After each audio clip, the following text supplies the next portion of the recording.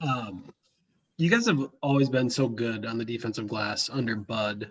Tonight, you gave a bunch of offensive rebounds. Just what did you see on that end, just not cleaning up the glass?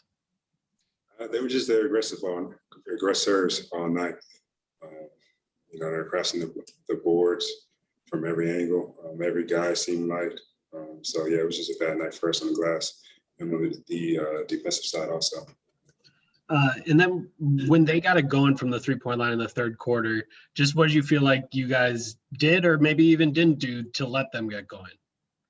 Yeah, like I said, on the defensive side, we just weren't aggressive at all. They were getting all in the paint, making a scramble once again.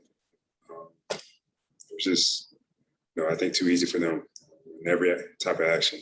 Wide post ups, the double drags, just the, driving kicks.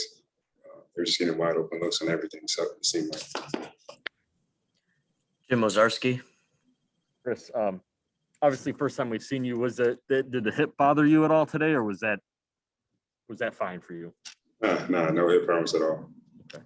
I know. I think it was way back early in the year, the New Orleans game, where you guys, as starters, came back from whatever it was, 20 plus down. The last two times you've been out, Bud's made a decision to pull you guys off the court. What is that? I guess as a competitor, when that happens a couple games in a row, do you chalk it up to it's the game and that's what happens, or is that going to kind of stick in your craw overnight into the off day? Yeah, it's tough.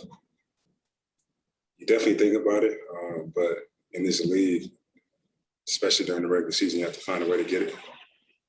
Just move on from it, forget about it, think about it overnight, but try to get ready for the next game as best as you can. There's too many games to get stuck on one game in the regular season. But the way we play tonight it's not going to get it done. Like you said, the past couple of nights that we went out there as starters, we got pulled off the court, being down, not up.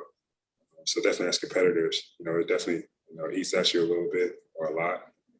But at the same time, we have to find a way to, still think about it, learn from it, but also move on.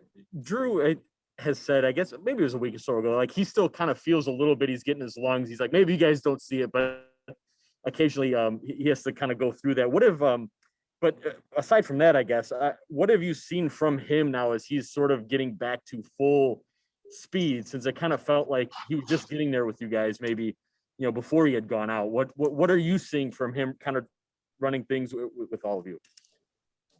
We all like what we see. Got it going in the first quarter. I think we got to do a better job of just trying to keep him involved, keep him aggressive.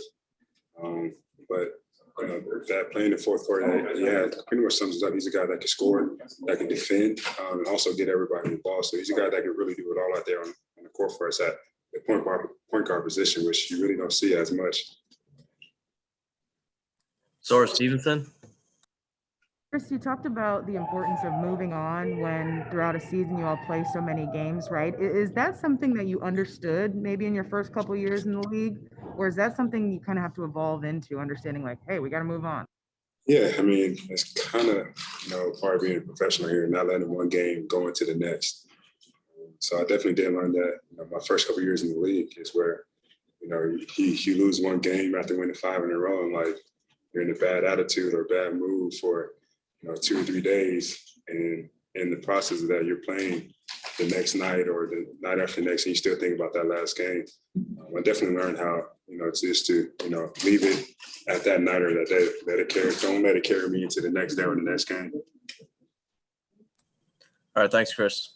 Thanks.